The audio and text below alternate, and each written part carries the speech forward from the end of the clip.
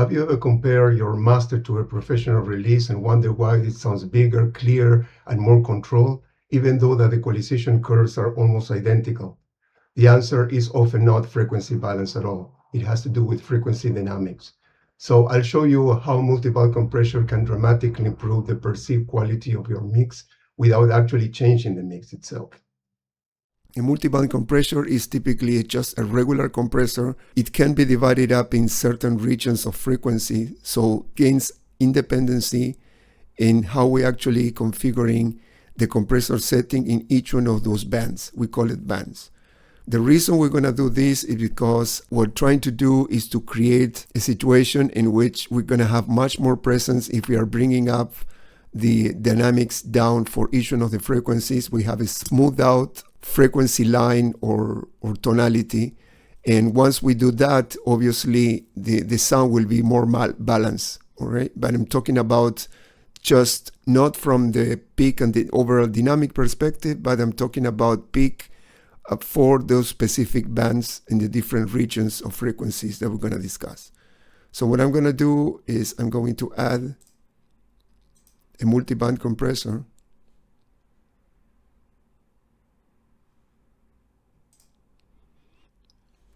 When we have this multiband compressor open, we would like to define in which different regions of the frequency we would like the different compressors to be activated. So it's basically a set of compressors acting in a different frequency range. I typically would like to do is, which I think is enough for most of the cases, is split up the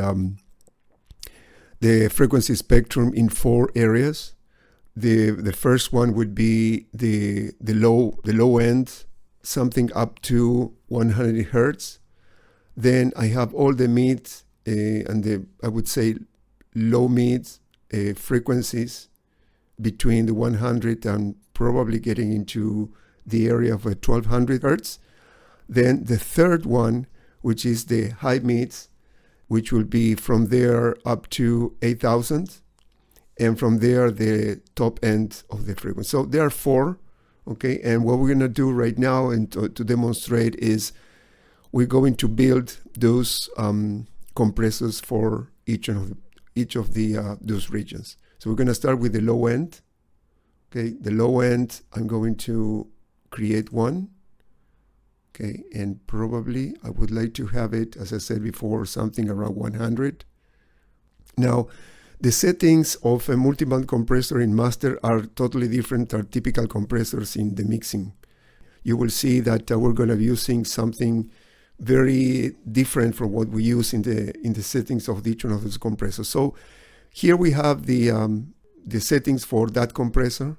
The good thing is typically having a filters division of about 24 decibel per octave is good enough. Trying to get a smoother transition, you probably want to lower that value. If you want to be more abrupt, it just has to be increased. Now there's going to be more artifacts whenever you're increasing that. So a 24 decibel per octave is a good starting point. First of all, we are going to go down here significantly. So in the something in the range of something like that. So the range of, in this case, is defined as the maximum amount of gain reduction that we can actually get from the compressor. And would like to be free. You're going to see there's going to be some sort of a gain between the range and the threshold, and also the ratio. Okay, the ratio and the range are actually determine exactly how much is the signal is being compressed. The attack, and one of the things about this multiband compressor, it doesn't actually provide you attack or release settings in milliseconds. It's more of a use of percentages. It's 20% or lower is very fast attack. The other one going all the way will be slow attack. In this case, we want to get an attack which will allow some of the transient to go through in this area, because we are talking about low end frequencies, probably something like that. And then in the release, we want it to be faster in this case, okay, because we don't want to affect the rest of the material that much. Typically, the knee, which is the number of decibels for which below the threshold that the compressor is going to start acting, we need to be very smooth in this. So I'm going to use a setting of probably more than 30 decibels. So we're going to start earlier compressing. And the ratio, as I told you before, this compressor is totally different than the other ones. It's going to be very smooth, even probably less than 2 to 1. You will see why that happens, because we want to have more a glue type of compression as opposed to just picking up only the peaks, right? So probably something like that should work. One of the things that we can do is we can hear only this band over here. One more thing, the output, basically the gain or the compensation for gain reduction is here, okay? And we're going to add some, doesn't have to be what we need. The idea behind that is, let me go farther than that, is that in average, we are pretty much reducing signal as we are adding. In average, we are pretty much on even. We are not actually adding more than we're actually compressing in average. Probably no more than 1 decibel in the gain. So let's hear that. Let's see how it works.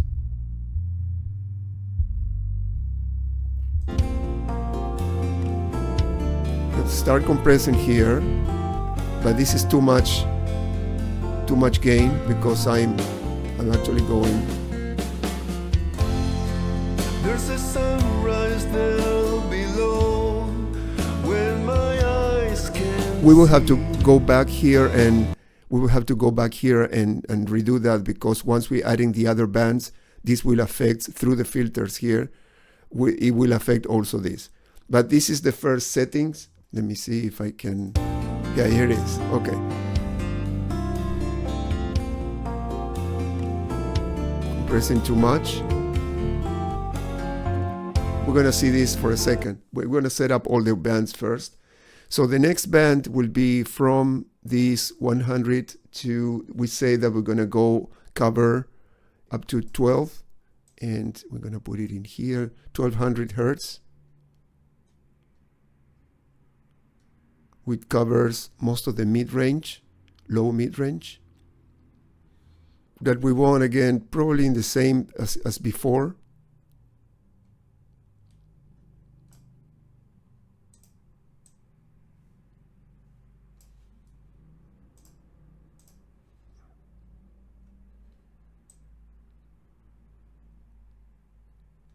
We are allowed that. The attack is probably going to be something, again, the same thing as before. Leave the transients alone as much as we can. This is an important setting. And probably something like this in the release, the same thing as we did before. So let me play with this a little bit here. The knee, I'm going to go way down here just to start compressing as soon as possible.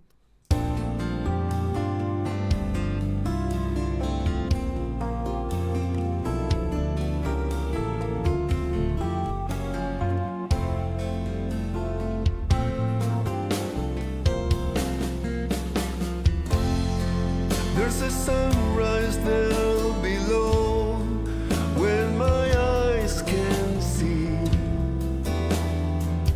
Okay, we will continue with optimizing that. We're going to be adding more bands here. So the next band will be from the high mid-range to the limit, which will be something about 8,000 or so. Okay. Probably we're going to use, again, the range here, it could be lower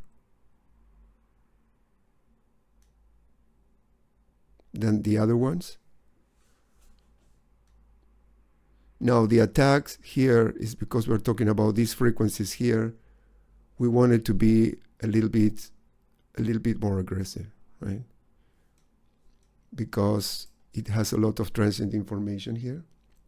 The release is also going to be fast, or relatively fast, not that fast. Okay. Let's give it some room here. The knee that we're going to use, we don't need that much as the other ones. So probably 10 or something like that.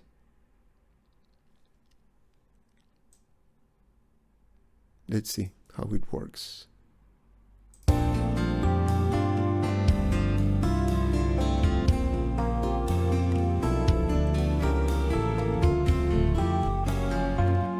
Life will never be with you again.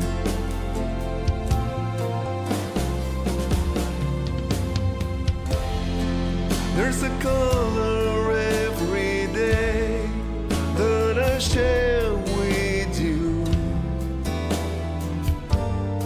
Something's wrapped around my longing heart.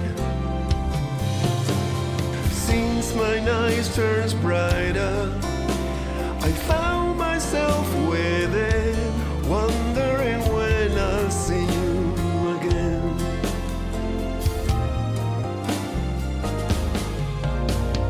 Distant ships will sail away. Okay. Birds were Now we're going to set up the last band over here, which is the highest one.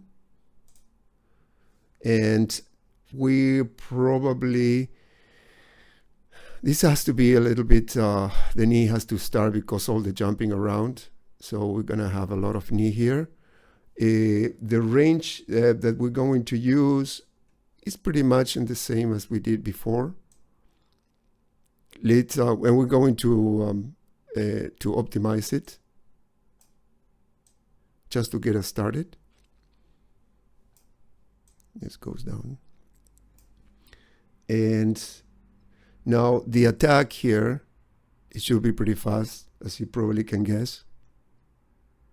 We're trying to capture all this transitions on the high end.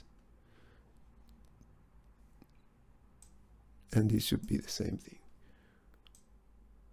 Probably around here. Okay. So now this is the starting point. We have divided this into 4 ranges, and the idea here is that each one of those compressors will be acting in a way that in average we are only adding no more than 1 decibel into there. And the effect is overwhelming, because you're going to see, even though that we're going to be adding less than 1 decibel, the fact that we are smoothing out all the frequency ranges here creates a lot of presence and clarity on the mix itself. Let's hear that. Life will never be with you again.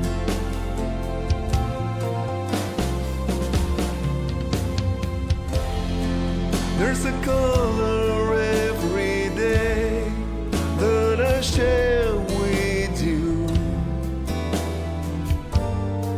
Something's wrapped around my longing heart. Since my night turns brighter, I found myself within, wondering when I'll see you again.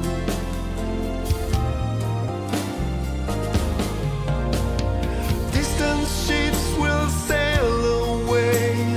Birds will fly a distance long for two. As you can see, I was correcting the ratio, and we're getting less jumping around in the compressor curve.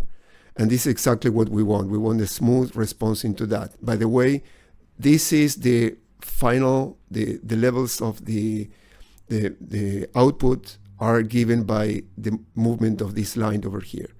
Okay, so if we hear that, Life will never be with you again. trying to set it up so I'm getting a little bit of gain reduction, but just not more than 1, right? But this is not what we're trying to do. We're not trying to increment the volume here.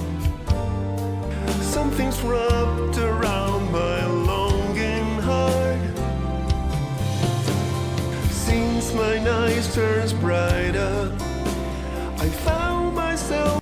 Now, what does it that all this does to the signal? First of all, we have even responses for each one of those ranges, which is good because that's the way typically the listener would like to hear, or subconsciously this is what we try to hear. Too much jumping around, it actually doesn't sound good, right? And the other thing is, by creating this overall RMS increase, because we are compressing, we are creating more presence. The difference is that these compressors are, the effect is a little bit subtle than that. So let me show you what happens without this compressor. Life will never be with you again.